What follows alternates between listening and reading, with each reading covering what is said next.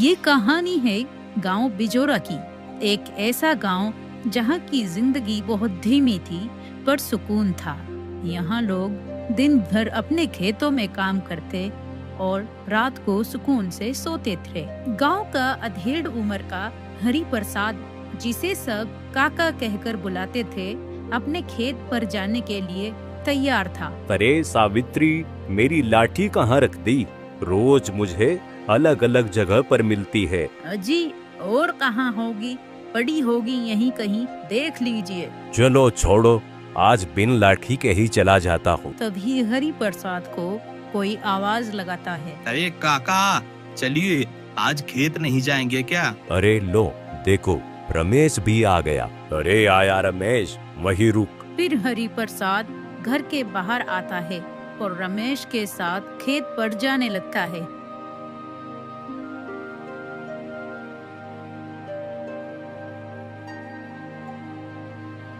फिर खेत में आकर वो दोनों काम करने लगते हैं।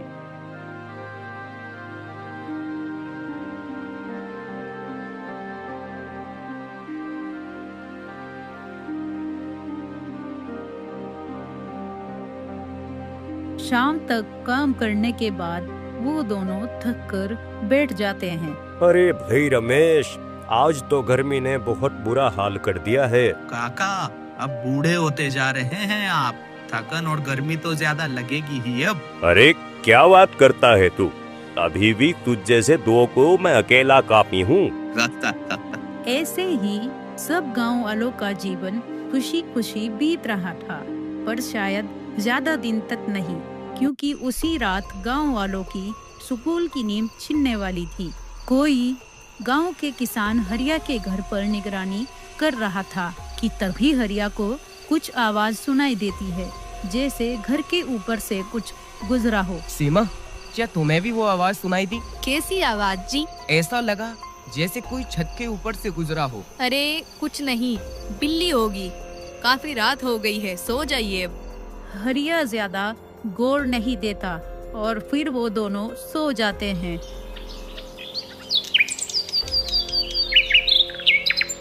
अगली सुबह होती है तो हरिया का पड़ोसी किशन जोर जोर से रो रहा होता है। हे राम, मैं तो लुट गया। मेरी साल भर की मेहनत के पैसे कोई चुरा कर ले गया। किशन को रोता हुआ देख हरिया उसके पास आकर पूछता है, क्या हुआ किशन भाई, रो क्यों रहे हो? क्या बताऊं हरिया भाई, कल ही बाजार से फसल बेच कर आया था। फसल के सारी जमा पूंजी चुरा कर ले गया कोई। अरे नहीं, ये तो बहुत बुरा हुआ। मुझे रात ही शक हो रहा था, न जाने कैसी अजीब सी आवाजें आ रही थी, कोई छत के ऊपर से घूम रहा हो जैसे। बिजोरा गांव में पहली बार चोरी हुई थी, वो गई बिना किसी हलचल और सबूत के। चलो किशन, मुखिया जी के पास चलते हैं, शायद कोई हल निकल जाए। फिर हरिया किशन को लेकर मुखिया के घर की ओर चल देता है।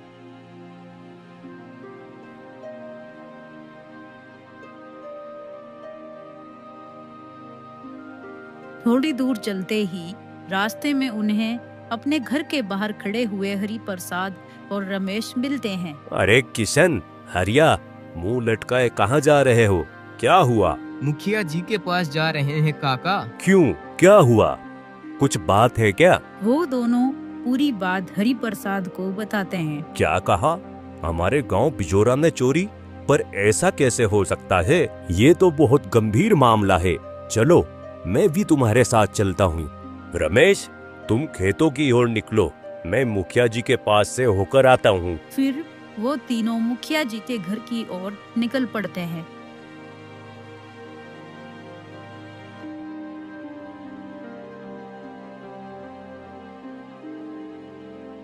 अरे रामबीन, उस मुकेश की जमीन का क्या रहा? कुछ नहीं मुखिया जी, कहता है अभी बेचने का मन नहीं है। बस ध्यान रहे, जब भी उसका मन हो वो जमीन हमारे पास ही आए। तभी हरिया किशन और हरि प्रसाद मुखिया के दरवाजे पर पहुंचते हैं। राम राम मुखिया जी, बड़ी परेशानी लेकर आए हैं। क्या परेशानी हरिया, क्या हुआ? मुखिया जी, मेरे घर में रात चोरी हो गई। मेरी फसल की सारी कमाई, सब कुछ 1 रुपया भी नहीं छोड़ा किसी ने। क्या कहा? हमारे गांव में चोरी? जी मुखिया जी, और हरिया को रात में कुछ अजीब आवाज भी सुनाई दी थी, जैसे कोई चीज छत के ऊपर से गुजरी हो। धीरे धीरे सब गांव वाले एक जगह पर इकट्ठा होने लगते हैं और सब इस तरह की अजीब तरीके की चोरी को देखकर हैरान थे। कोई कहता है कि हमारे गांव में चोर कैसे घुस आए, तो कोई बोलता है ये तो कोई जादू टोटका लग रहा है। ऐसा चोर तो हमने कभी नहीं देखा। ना पाँव के निशान, ना दरवाजा टूटा और ना उसे किसी कुत्ते ने भौंका। मुझे तो लगता है कोई ऊपर से उड़कर आया है। मजाक मत उड़ाओ, कुछ तो गड़बड़ है। आज रात सब लोग पहरा देंगे गांव में। रात आती है तो सब गांव वाले अपने अपने घरों के बाहर पहरे पर खड़े हो जाते हैं। हमारे जमाने में चोर लाठी से डरते थे, अब तो लालटेन की रोशनी से भी नहीं भागते। अब चोर होशियार हो गए हैं काका, पैसे नहीं काबू में नहीं आते। हंसी मजाक बंद करो, सब लोग पहरे पर ध्यान दो। काका, मैं और किशन पूरब के खेतों की ओर निगरानी करेंगे। ठीक है, मैं कुएं के पास देखभाल करूंगा। सब लोग अलग अलग जगह पर पहरा देते हैं।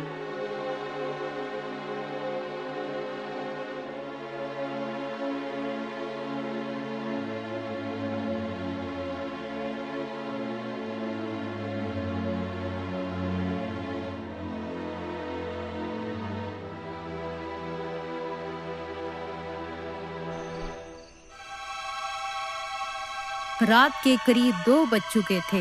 रमेश किशन से कहता है, अरे किशन भाई, कहीं कुछ दिखा कि नहीं? मुझे तो नींद आ रही है। अभी तो कुछ नहीं मिला, लेकिन ढूंढते रहो। तभी उनके ऊपर से किसी चीज के गुजरने की आवाज आती है। अरे किशन, सुना तुमने? कुछ आवाज आई है। वो देखो, ऊपर कुछ उड़ रहा है। आवाज आ रही है ना, लेकिन पंख नहीं दिख रहे हैं इसके। कहीं ये कोई चुड़ैल तो नहीं? धत बुड़बक, चुड़ैल नहीं बे, ये शहर वालों की उड़ती हुई मशीन है। चलो, सुबह होते ही मुखिया जी को बताएंगे। ड्रोन एक झोपड़ी के ऊपर रुकता है और फिर तेजी से उड़कर अंधेरे में गायब हो जाता है।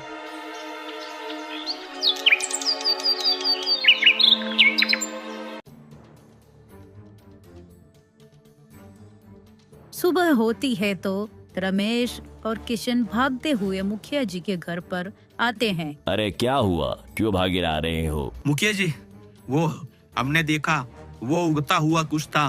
कोई परिंदा नहीं, कोई मशीन जैसा यंत्र था। अरे कहना क्या चाहते हो, साफ साफ बोलो। पता नहीं, अंधेरे के कारण ज्यादा दिख नहीं सका, पर बिना पंख के उड़ता है और सीधा एक झोपड़ी के ऊपर रुका और फिर अचानक से गायब हो गया। तो ये बात है। शायद कोई उस यंत्र से गांव पर निगरानी करता है और चोरी भी कोई इंसान ही करता है। पर गांव में ऐसा यंत्र कौन लाएगा? ये कोई गांव वाले का काम तो नहीं लगता। इसका मतलब कोई बाहरी है और पढ़ा लिखा, जिसे तकनीक की समझ हो। जी मुखिया जी। हाँ चलो, इसका कुछ तो हल निकालना ही पड़ेगा। अगले दिन मुखिया जी वापस पंचायत करते हैं।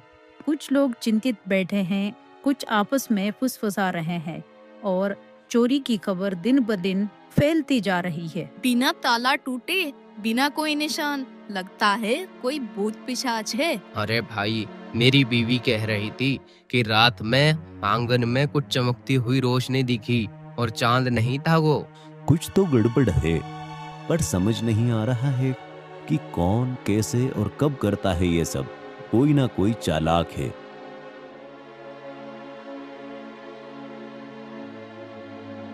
रात में वो ड्रोन एक और घर के ऊपर आता है और उस घर में भी चोरी हो जाती है और किसी को कुछ पता नहीं चलता। अगली सुबह सब लोग उसी घर के बाहर इकट्ठा होते हैं। भाई हद हो गई, अब तो ना कुछ दिखता है, ना कोई आवाज, सब कुछ गायब। काका, आपको याद है हरिया बता रहा था कि उसकी छत के ऊपर से कुछ गुजरा था? हाँ, पर अब तो रोज किसी न किसी घर से कुछ ना कुछ गायब हो ही रहा है।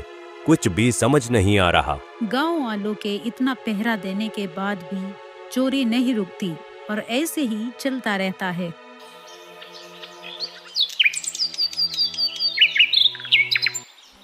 फिर अगले दिन गांव में एक बैलगाड़ी आती है।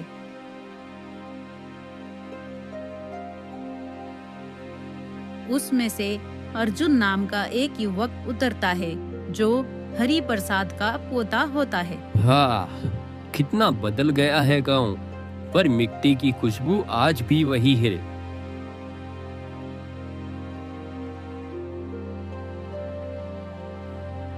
काका, अरे अर्जुन, तू यूं अचानक? बस यूं ही मन किया और कॉलेज की छुट्टियां भी थी तो सोचा आप दोनों से मिलाऊं। अरे बेटा, आने से पहले बता देता तो तेरे लिए कुछ अच्छा सा बना कर रख लेती। कोई बात नहीं काकी, आपके हाथ की रोटी और अचार अब बैठकर आराम से खाऊंगा। अरे सुन अर्जुन, गांव में बड़ी गड़बड़ है आजकल। कोई चोरी कर रहा है, वो भी इस तरह कि कोई कुछ समझ नहीं पा रहा है। चोरी? और कोई कुछ देख भी नहीं पाया? कुछ लोग कहते हैं हवा में उड़ती हुई रोशनी दिखती है, जैसे कोई यंत्र। अब हम तो ठहरे गांव के सीधे साधे लोग ये सब कहाँ समझते हैं।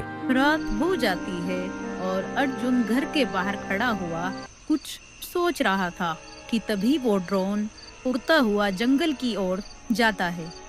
अर्जुन देख लेता है कि वो ड्रोन जंगल की ओर जा रहा है और फिर तुरंत भागकर रमेश और किशन को बुलाकर लाता है।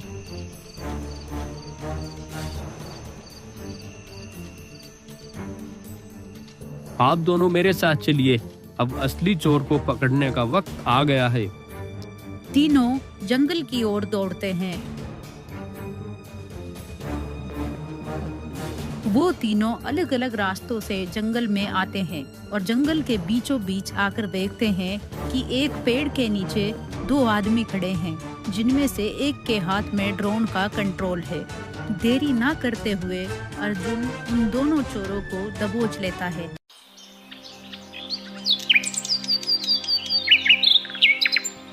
उन दोनों के पकड़े जाने के बाद गांव में अगली सुबह पंचायत होती है। अच्छा, तो ये थी असली चाल। एक ने ड्रोन से निगरानी की और दूसरा चुपचाप जाकर चोरी करता रहा। अरे भाई, पहले तो लाठी और लालटेन ही काफी थे, अब मोबाइल और इंटरनेट भी रखने पड़ेंगे क्या? थोड़ा टेक्नोलॉजी तो सीखना पड़ेगा दत्तू, मैं आपको सब सिखा दूंगा। हाँ हरि प्रसाद जी, अब लाठी से नहीं वाईफाई से चौकसी करनी होगी।